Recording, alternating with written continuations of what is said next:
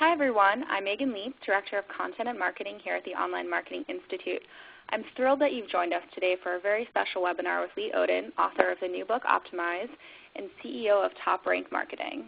This free webinar is brought to you by Radian6 and is a free preview of our new course, Social Media Crash Course, Trends and Tactics to Drive Success Today. A few reminders today. If you have any questions during today's webinar, please feel free to post them in the chat box at the bottom of your screen. We'll get to as many of them as we can.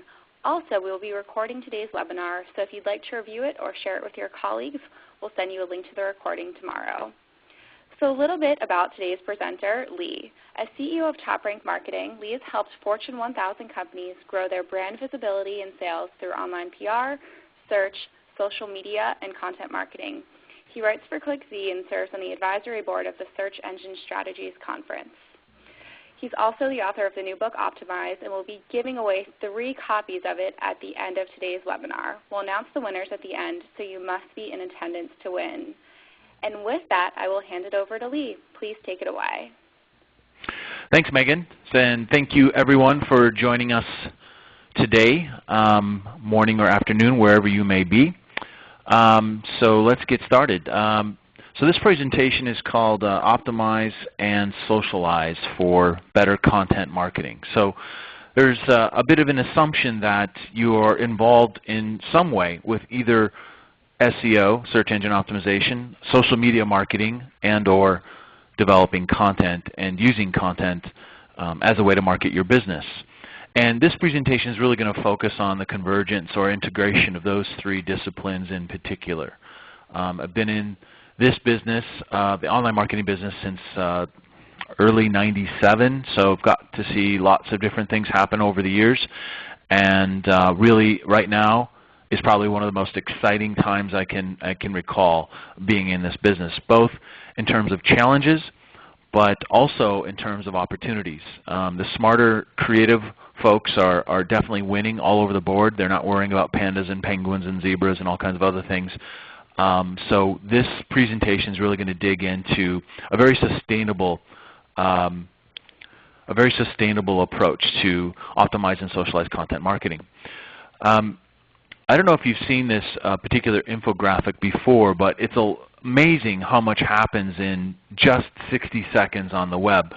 As many as 600 videos are uploaded to YouTube, 1,500 blog posts are published, 6,000 images are popped up to Flickr, over 100,000 now tweets are happening every 60 seconds. And when you look at the big dogs of Facebook and Google, it's interesting, I think. There's nearly as many queries as there are Facebook updates, around 700,000, and that's a lot. And a lot of that activity is occurring because of user-generated content. It's happening because more brands are publishers, but it's a lot of consumers that are socially sharing information, creating micro-content, and using a variety of devices to create that content. And all that content is really your competition. It's not just the brands, the other companies that are selling the same kinds of products and services that you are, but it's any kind of content that is competing for time. And I thought it was kind of interesting, this quote from Eric Schmidt, as a reflection of really the sheer information overload that can exist for a lot of companies and people online. Every 2 days we create as much information as we did since the dawn of time. And you know, the way that a lot of folks are continuing to make sense of all that information, of course, is through search. Google alone, Google.com that is, handles around 12 billion queries every month according to ComScore. And as an SEO practitioner, and for those who are listening in that are SEO practitioners, it's an interesting thing to know that at any given time there are between 50 and 200 different versions of Google's core algorithm in the wild. So that's an interesting thing when you think about trying to reverse engineer just one algorithm, let alone a random number. The other stat I thought was interesting from Google is that 16% of the daily queries that Google sees have never been seen before.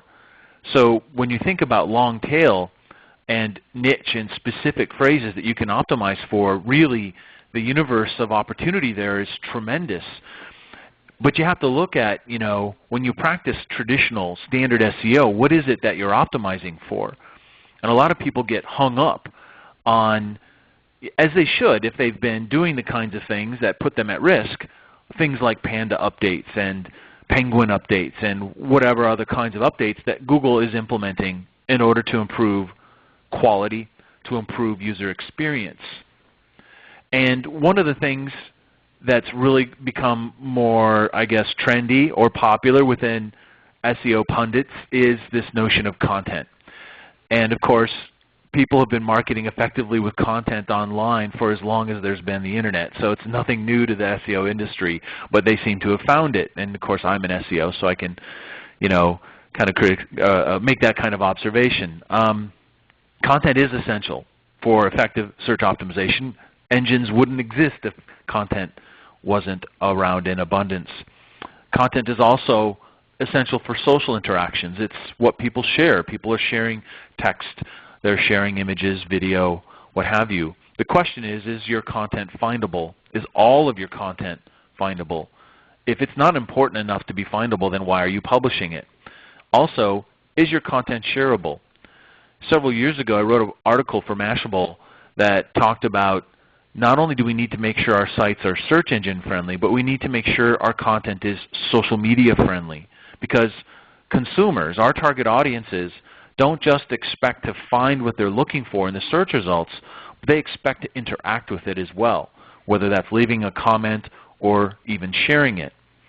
And the SEO basics that have carried us this far, they're good things to rely on. We've got to have our blocking and tackling down right, the notion of making sure websites are crawlable, that search engines can make a copy of our content and index properly, that we're using keywords in the right ways, and that we're attracting links on an ongoing basis. And that's good stuff, but what constitutes SEO basics has evolved substantially, in part because there's a changing marketplace of consumer behavior. There are changes in technology that are involved with not only how search engines work, but how search content is accessed. So the 101 of SEO obviously centers around understanding your audience, but what products and services a company has to sell, understanding how that information translates into keywords, so developing keyword glossaries, managed lists of what it is that people are actually searching on and organized according to categories of the website. And then doing audits, technical audits, making sure that the website is crawlable, making sure that the website URLs are all being supplied to Google, either through a sitemap, HTML sitemap, either through making sure there are robust inbound links from other websites or providing an XML sitemap, making sure that keywords are actually used on the pages, that social topics are also being addressed on those pages so people are more inclined to share what it is that they find, that we're providing social proof. As superficial as listing the number of retweets and Facebook shares and Google Plus shares is, it works. Psychologically, it's a very powerful mechanism for motivating people to share. And also, not only auditing our existing content to make sure we're using keywords in the right places and getting links, but also a plan for creating new content, activating our social networks to make sure that there are people waiting to see what we're going to publish next to attract sharing and links back to our website. And then lastly in this diagram, on my SEO 101 diagram here, that is optimizing for conversions. So this is really the minimum expectation of most SEO engagements, whether you're working internally for a company, performing SEO functions, or you're a consultant. This is the minimum someone should expect. But there's something missing from this picture. What about optimizing for customers, right? I mean, you think about it, it's the customer that's paying the bills. It's not the ranking, right? If we optimize for customers, if we optimize for the experience that those customers have, and we optimize for business outcomes, then these are things that really transcend the notion of search engine or social network, because we'll always be focusing on what's important. If consumers start to just stop using laptops and only use a mobile device 99% of the time, or if we just use Google's market share as an indicator, 68 or 70% of the time, then that's what we've got to do, right? And so it doesn't matter how good we are at one thing or another. What matters is what customers need to make purchases, what customers need to stick around. And there's a whole continuum of content that is appropriate in the life cycle of relationship between a customer and a brand, all the way from creating awareness to advocacy and loyalty. So it's very important as online marketers, we understand what kinds of content are appropriate, not only for our customer base at large, but also for specific customer segments, which I'll talk about. And the metaphor I like to use to bring this all together, this notion of search, social, and content, is the good old peanut butter jelly sandwich. SEO is the peanut butter, social is the jelly, and content is the bread that holds it all together. And what's important here isn't that we're really good at putting this together and that it looks really good and our I's are dotted and our T's are crossed so much. What's important is this. It's the experience, right? Because that's what's going to initiate more sales. That's what's going to initiate more referrals. That's what's going to initiate social shares and buzz and links and a spiral of continued awareness building for our brand and what it is, the problems that we solve. So in taking a look at these three things, this social and search and content, I think it's it's important to look at broader trends. There's a Bizzo strategic marketing survey that said businesses, in terms of marketing channels for investment, 63% of respondents were planning on spending more in the area of social. Economist Intelligence Unit also reported something I thought was interesting in a study. Companies with a high level of social engagement enjoyed an ROI almost 4 times higher than companies with no social presence at all. Other impacts or consequences or benefits of social include increased brand awareness, right? So making sure that people know that you exist in the first place. This is obviously a strong augmentation to the search experience. If someone has heard of you and they do a search on a broad phrase and they see your brand term again in the search results, then clearly that's going to motivate more click-throughs. Also, for recruiting new customers, social has been very effective. And these are different studies that were cited in eMarketer. So what about content? Who cares about content? Well, obviously, customers do. In a study done by AOL, 53% of time on the Internet at large is content consumption. And in the U.S. alone, 27 million pieces of content are shared every day. The problem with this notion of search, social, and content is, of course, silos. We've got oftentimes public relations managing social engagement.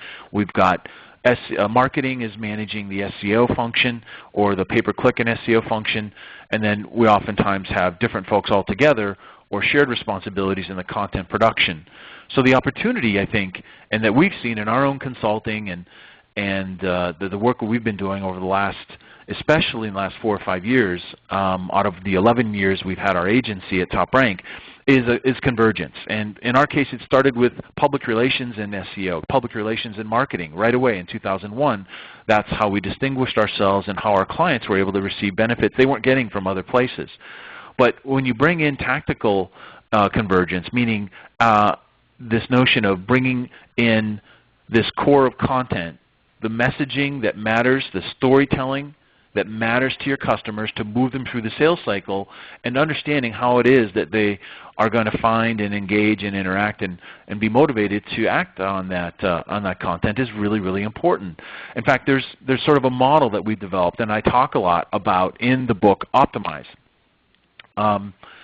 So the 3 things, the trilogy, I guess you would call it, when it comes to effective content marketing and empathy with customers and what it is that they need to do what you want them to do while satisfying their own needs, is first understanding how they discover. How is it that your customers find new information? What is it that they search on? What is it that they ask for on the social web? How do they engage with finding new information? The second thing has to do with consumption. What are their preferences for content consumption? What devices do they use? What formats are motivating to them? Do they like video? Do they like images? Do they like tips versus how-tos? Understand that about your customers and you can be a better marketer. And the third thing related to content marketing in terms of improving effectiveness is understanding customers' preferences for sharing or taking action.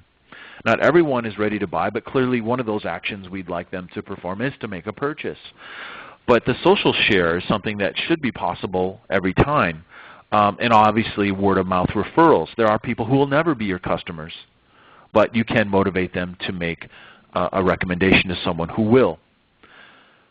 So let's look at this a little more specifically in terms of an experience. So let's say we have this consumer who's looking for a camera. I need a digital camera, says this prospect, and she says this on Facebook. And on Facebook, her friends give her some suggestions, and she takes those specific models that her friends have suggested to her, and she goes over to Google, and she types them in. She's looking for, well, who sells them? What are the reviews? Where can I get more information on this or that particular model number? And I'm sure people listening in have had this same kind of experience with anything from a restaurant to a computer to a cell phone or whatever. So in the search results, she finds, in this example, an article, Digital Camera Reviews. And she reads those reviews from different people, very useful to her. And she's wondering if any of the cameras being reviewed are any good.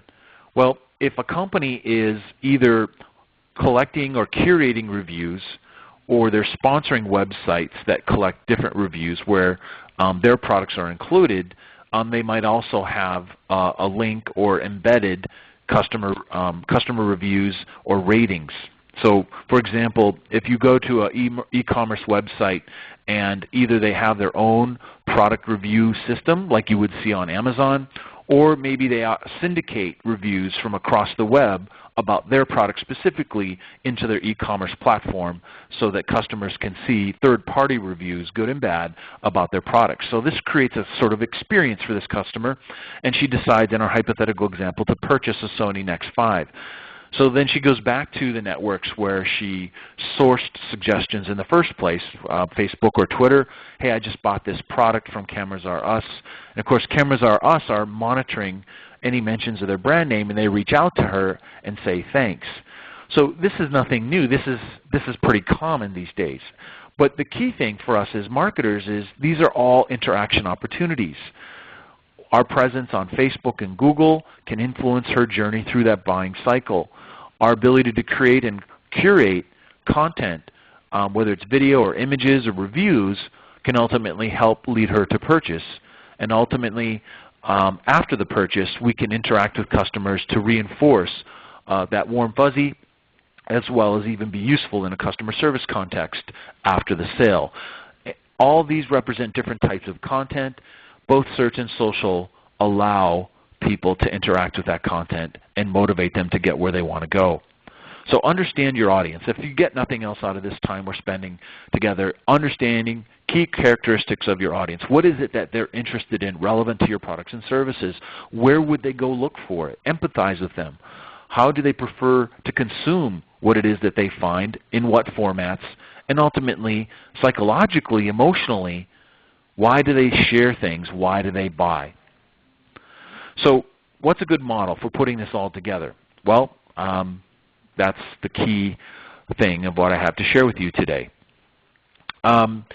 So if you take a look on the left, obviously this is kind of like an Oreo cookie in the sense that the cookie part is setting goals on one end, and on the other end it has to do with how to monitor and measure performance of your ability to reach those goals. But in the center, when it comes to content, the first thing is obviously research your customer segments. Understand who your customers are. What are the different groups of customers defined by common characteristics, your good customers and bad customers.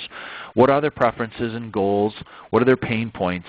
And understand that and translate that into how it is that you're going to market to them. A big part of that, of course, is concepts, topics, keywords, that sort of thing. How does what your customers care about translate or manifest as search keywords and social topics, and build that into a content plan? We like to go a quarter or 6 months out, allowing for wildcards because things are going to come up, and have a content plan that's aligned with meeting your customer needs, but also takes into account your own products and services that you're trying to sell. And then the fourth piece of this framework has to do with an active effort to optimize the ongoing content you're creating, the media you're creating, and socially promoting. So not only are we dropping links to the things that we have to say that are useful to our customers, that will motivate them along the sales cycle, but we're also making a proactive effort to grow our networks.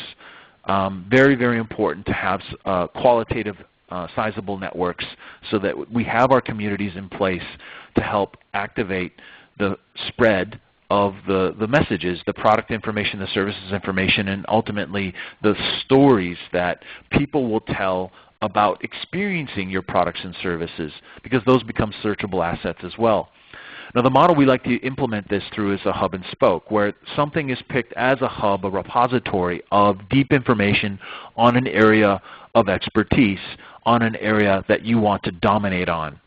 And we surround that hub with spokes that serve as distribution channels of our content, but also cross-link to each other. So in many cases, and right now, because social is so popular and people are spending so much time there, many of these spokes are social destinations.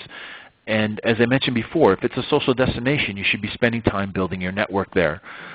In our case, we tend to favor blog content management systems as a favored hub technology or tool.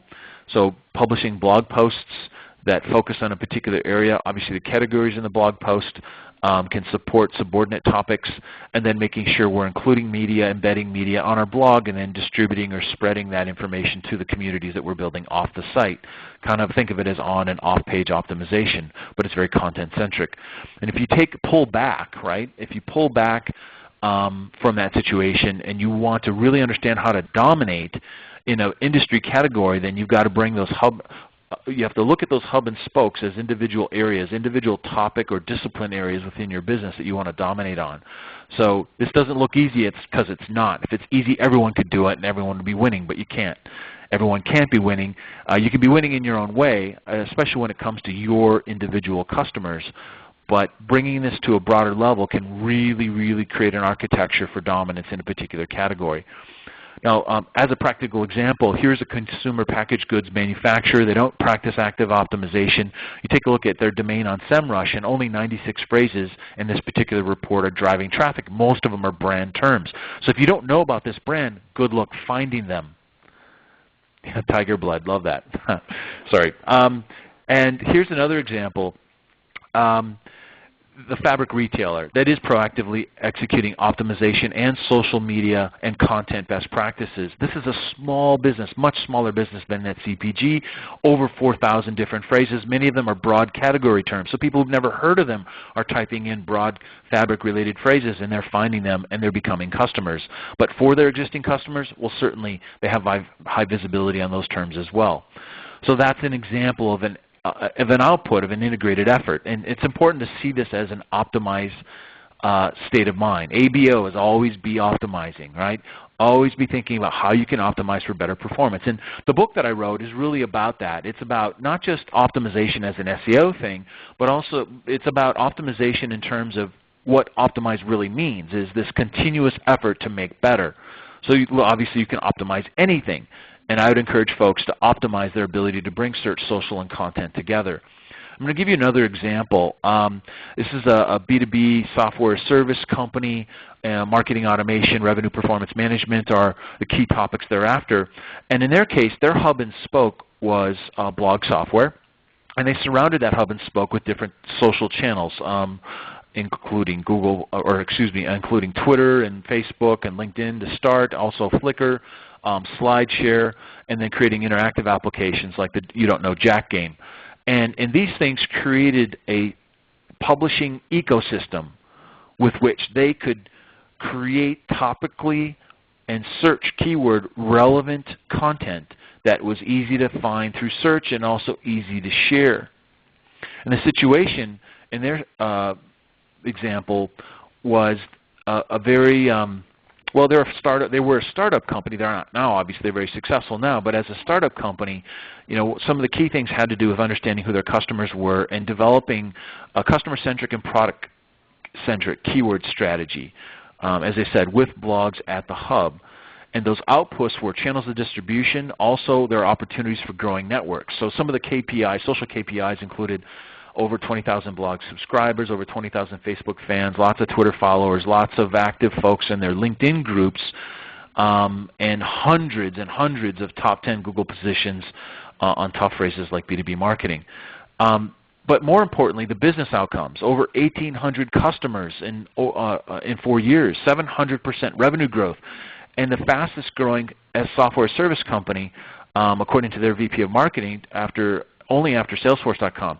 So the Vice President of Marketing at Marketo stated that SEO and blogs are the most effective lead gen source. And that blog, they started with one, now they have 4 different blogs, and lots of other content marketing and social media marketing initiatives are the way in which this particular company, this B2B company, is converging search, social, and content.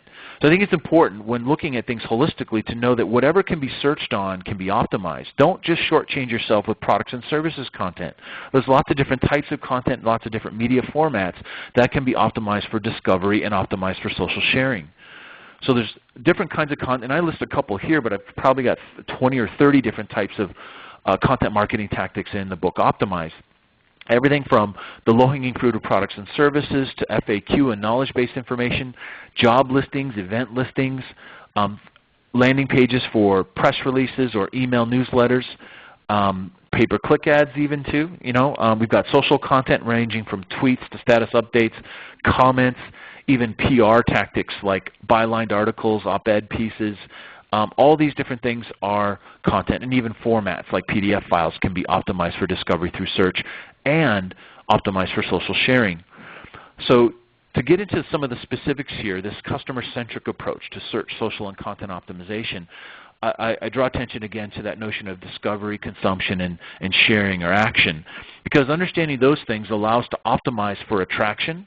They allow us to optimize our content to inspire engagement, and they optimize for actions like buying, referring, and social sharing. And I think it's important to understand that the folks we're after, especially through social channels, aren't just direct purchase customers, but we're after the people that influence our customers as well. People who say, well, my customers aren't on Twitter, they're not on Facebook, yada, yada, yada, yada.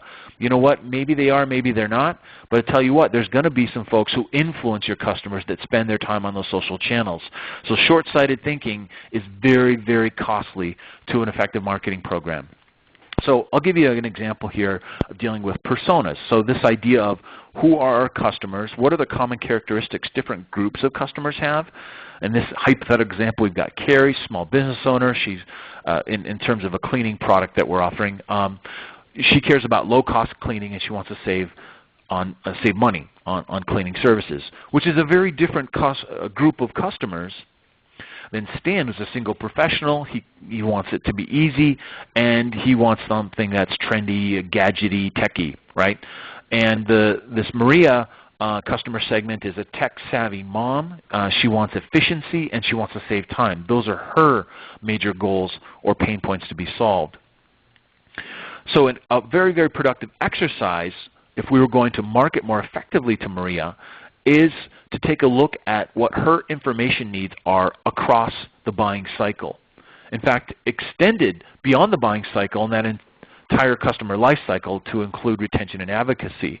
So in understanding Maria as a customer segment, we understand what her pain points and her goals are, and we translate that into search keywords across the buying cycle, as well as social topics. So the keywords motivate our on-page optimization and link building, but the social topics are going to motivate also our copywriting, our content creation, because again, people don't just expect to find what they're searching for, but to interact with it. And we want to motivate social shares as much as search visibility.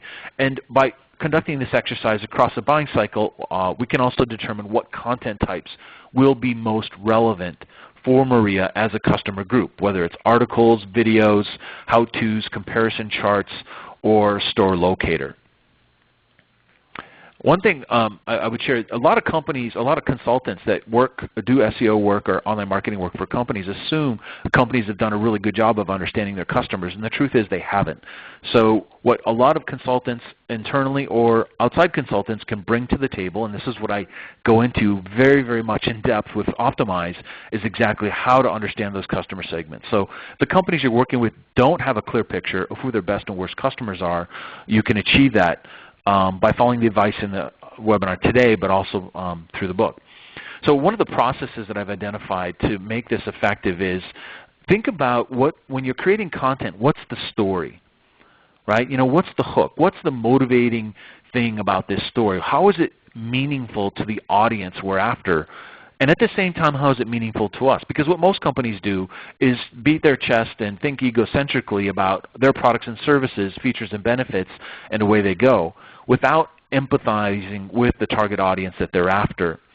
So identify your topics you're going to write about, that you're going to create media about, whether it's video or text, and understand what the story is. How is it that you want people to feel when they read that story, when they experience that content? Research whatever the relevant search and social keywords are. Create an optimized plan. So how is it you're going to embed optimization into your processes for content creation and promotion? Make sure that you're providing guidelines to anyone who would touch or promote that content, whether it's social media folks or public relations or marketing, sales or customer service. And make sure you build into your processes how you're going to promote that content through social channels and acquire links to it. On an ongoing basis, you're going to monitor the effectiveness, the pickups, the interactions with that content.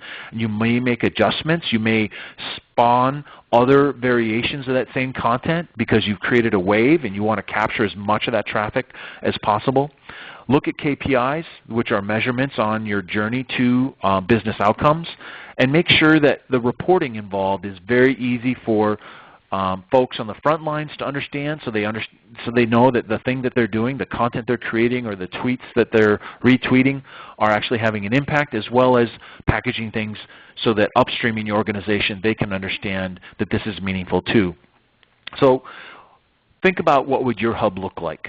What would you have at the centerpiece of an integrated search, social, and content marketing effort? And also think about what would be those outposts. And to help answer that question, you've got to understand who your customers are. What are their preferences for discovering content, for consuming content, for engaging, acting on content? Because that will fill in those empty boxes for you. What kind of content will resonate?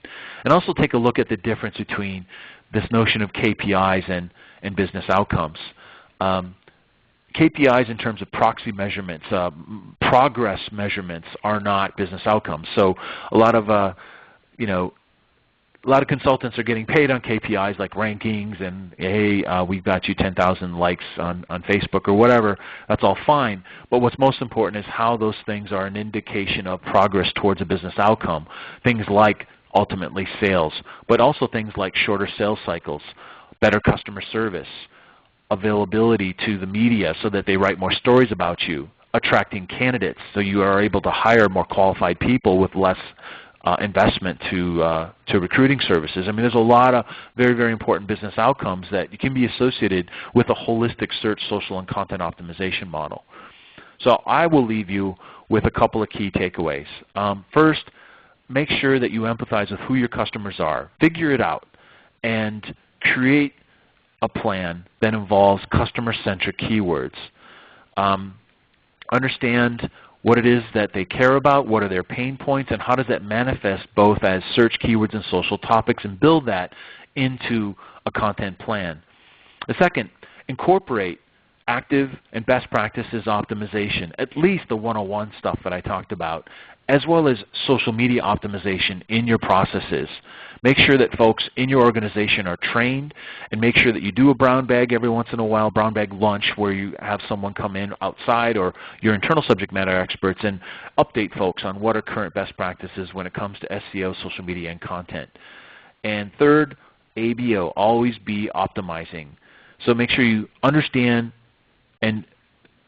what the goals are, not only for the organization at large, but for individual departments.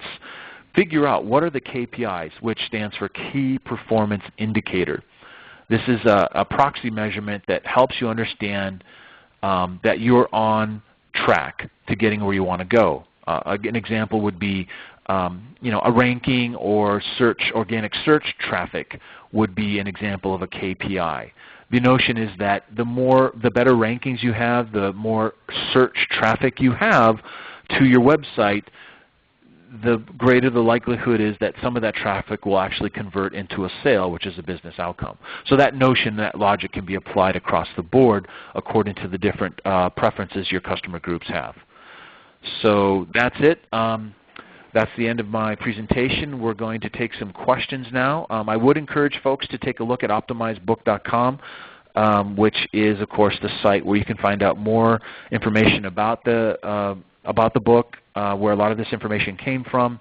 And, of course, there's some free downloads there. There's a keyword glossary spreadsheet. There's a content plan spreadsheet you can download for free without registering or anything. And, of course, there are chapter previews. Great. Thank you so much, Lee, for that fantastic presentation. I really got a ton of inspiration to improve our own content marketing and SEO strategy. So today's webinar is a free preview of next week's course, Social Media Crash Course, Trends and Tactics to Drive Success Today. As a webinar attendee, you can save 30% on your registration for that course with code OPTIMIZE. So I hope you can join us next Tuesday at 2 p.m. So before we get into our Q&A session, let's announce the winners of Lee's new book, Optimize. If you're not a winner, you can purchase it at optimizebook.com. I've actually just started reading it, and I think it's a really important book for all online marketers to read. So the winners are Robin Stenson, Sandy Adam, and Rob, excuse me if I ruin your last name, Zapolewski. Congratulations, you are the first 3 people to post a question for Lee. We will email you at the end of the webinar or after the webinar to find out your mailing address. And I wanted to say about it, there's a lot of questions coming in, and obviously we only have time to answer some of them, but you know, if you want to forward me a list of all the questions afterwards, we'll be happy to write a blog post to answer a bunch of them if they don't get answered today. I love it. Great idea. All right, we will do that. So our first question, wasn't the ROI of The Economist discussing more about internal social media amongst employees and not outward about customers? I may be wrong. My understanding of it was that it was social media companies that were active social media participants. So to say that the way I made reference to it didn't make a distinction as to whether those companies were active externally or internally. So I don't know that matters as much. What matters is that those companies were extremely active, and it's kind of a, you know, if you're extremely active versus companies who are not active at all, I guess it follows that those who are extremely active are going to get some positive benefit versus those who aren't active at all. But in terms of the details, and what I would encourage people that are thinking about how to get the most out of social is to definitely encourage internal social participation. It's really the only way to scale. If you have a social strategist and a community manager, that's 1-2 people. But if you are able to identify subject matter experts and train your internal teams, if you have 1,000 employees, if just 10% of those folks are active on the social web in addition to your social strategist, that's an effective way to scale. And I think that kind of behavior is what's representing best practices social media participation by companies, if that makes sense. Thank you, Lee. So we actually just had 2 questions come in about GM dropping Facebook ads. So they are dropping Facebook ads because of lower consumer impact. What do you think about that? Yeah, it's an interesting thing. It's an interestingly timed thing, I think. Just before the IPO. I don't know. I just think it's a very curious thing that they would do that.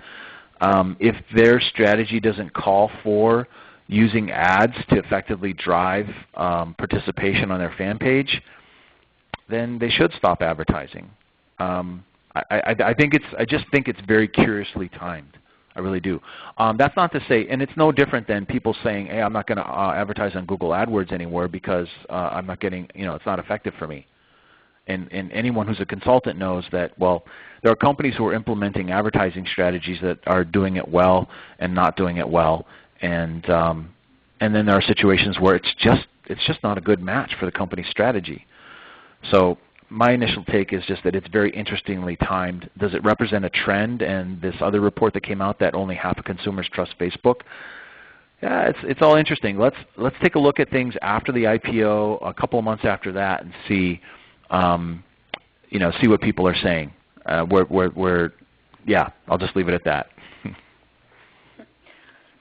Thank you, Lee. So how would you respond to someone who believes that there's a systemic gradual shift happening from search to social? Well, that's been the case for a very, very long time. But what do you mean? In terms of consumer behaviors or marketers that are propagating their services? Good question. So please You feel know, free to you know, reply so to that. the model I'm sharing in this presentation that I share in Optimize, it's customer centric. It pays. Okay, so Dave says consumers, great.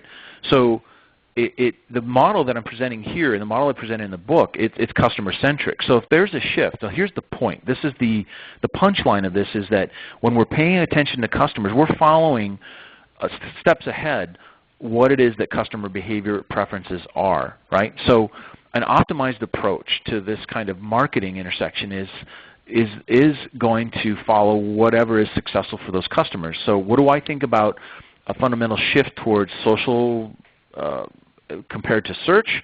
It's awesome because it doesn't matter to me. What matters to me is that I'm executing tactics that are meaningful to my customers. I don't have to be tied to a platform. I don't have to be tied to blogging. I don't have to be tied to social. I don't have to be tied to search. I'm tied to my customers and serving them. That's great advice. So Lee, do you see that social keywords are different, are significantly different than keywords from the web? So in the context of what I've been talking about, it's the search keywords and social topics. They can be very different. So imagine the user experience of having an idea of what they want. They know what they want, and they go to Google and they search on it. And they continue to refine their search until hopefully they find what it is that they're looking for. And so a search query there, you know, that experience, that journey of iterative improvements to a search query or the refinement process of a search query is one experience. It's another thing entirely to go to search on a social, like search Twitter, if that's what you mean, or search Facebook. The search functionality within social sites tends to suck compared to, clearly, search on Google or even Bing. When I talk about search keywords and social topics, though, I'm not talking so much about what it is someone would search on a social site like Twitter. I'm talking about editorial guidance towards what kinds of things people are more prone to share. Like, in other words, if I had an idea of the keywords or topics that people are most often talking about relevant to my products and services out on the social web, that would be extremely useful information for me to know as I create more social content, whether they be videos or Facebook updates or tweets. So those words might be, those social topics in that sense of inspiring my editorial plan, they might be very similar to what it is that people are searching on, but they're often not the same thing. And in that grid that I shared, the idea is to understand both and translate that into what kind of content you want to create in order to reach those specific customers as they go through that sales cycle journey. Great, thank you, Lee. It looks like we have time for a few more questions. So I love this one. Do you have any suggestions for getting a resistant staff on board with optimizing? With optimizing? Yeah, sure. Show how your competition is kicking your ass. and using I mean, there's a lot of different ways. I mean, we can use logic, we can use emotions. I think both are effective, right? So understand who it is that's in your way for optimizing. Why is it that they have the barrier? Why is it they have the resistance? Maybe in the way that you understand your customers and you're trying to sell them, you need to understand your internal customers so you can sell them as well. So what's in the way? Is it because they're aware that it exists but they're not convinced that it's effective? Then show them how it could be effective. Show them how it could be effective by showing how the competition is already doing it.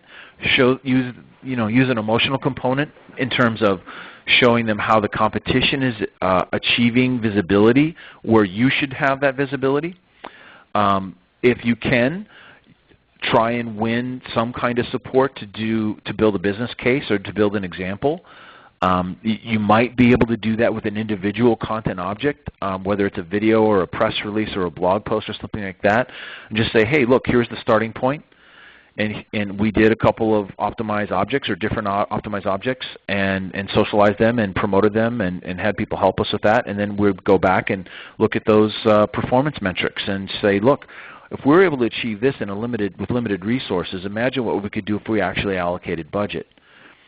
It comes down to whatever goals that exist within the organization relevant to who's giving the resistance, show how this notion of optimization, the holistic optimization, can help them actually achieve those goals. And if they continue to resist after that, then you have other problems to solve. Great. Thank you, Lee. So how do you suggest picking keywords for our site? Do you think paying for a word tracker is a good idea? Well, if you want a tool to manage your keywords for you, meaning that you want to go back in and you want to, if all you want to do is spot check, then you can use the free version of Word Tracker, Keyword Discovery, or just use Google AdWords Keyword Tool. But if you want something that's going to do a lot more in terms of keyword refinement and also save your projects so you can come back to them and you can basically curate a list of active keywords on the web that anyone in your team could go look at and modify or whatever, that can be very, very useful, I think. So in my case, if you expect to make money off of keyword visibility of your content, then it might make sense to pay for a tool that can work for you. But most folks, the vast majority of people, can get by just fine when they get started by using Google AdWords Keyword Tool. Great. Thank you, Lee. And we have time for one more question. Lee, why are you so awesome? Seriously? Is it the water in Minnesota? You rock, man. I really wanted to end with that one. Thank you for submitting that. Gee, I had no idea. Because I'm optimized. There you go. Actually, okay, we do have that was actually submitted, but we do have one more question that we want you to answer too. So, who have you seen to be more effective at social media marketing? Is it in-house teams or consultants and agencies? I think a partnership is the best case scenario because a company knows its business best, but they're not necessarily going to have the time it takes to experiment and understand the nuances of various social platforms, whereas an agency is dedicated to solving those kinds of problems for many different companies every single day. So when you can bring the platform-specific expertise and the general insights that consultants gain from solving many different kinds of problems for different companies over time into the subject matter expertise that an in-house team has, I think that's the winning combination. That's where I am on that question. Either or, I think in-house can get where they want to go. It's just going to take longer. Only using external resources can tend to be, if that's all you do, you're going to have a lot more mechanical social than meaningful social because they're not going to know those nuances of your customers. Great. I agree. That makes a lot of sense, Lee. So, that's my job, making sense. Yes. So any last words, Lee? Or? Well, again, I hope folks found the information useful. I think there is a significant trend towards towards social, but not necessarily in the ways that people think. I think it's not an either-or kind of situation. I think if folks kind of take a step back and quit getting so hung up on applications and platforms only, pay attention to those, but also look at holistically who it is that's really paying the bills and focus on them. And I think Optimize does a really good job of road mapping and giving tactics on how to do exactly that. Great. Thank you so much, Lee. So thank you for that fantastic presentation. If you have any more questions for Lee, please feel free to tweet to him at Lee Oden or tweet to us at OM Institute, and we will send him the questions. So thanks so much for joining us. I hope you can join us Tuesday at noon Eastern for our social media crash course. As a webinar attendee, you can save 30% with code OPTIMIZE. We will also be sending a link to the recording tomorrow. And thanks again Thank you again, and I look forward to seeing you at a class or webinar soon. Have a great day.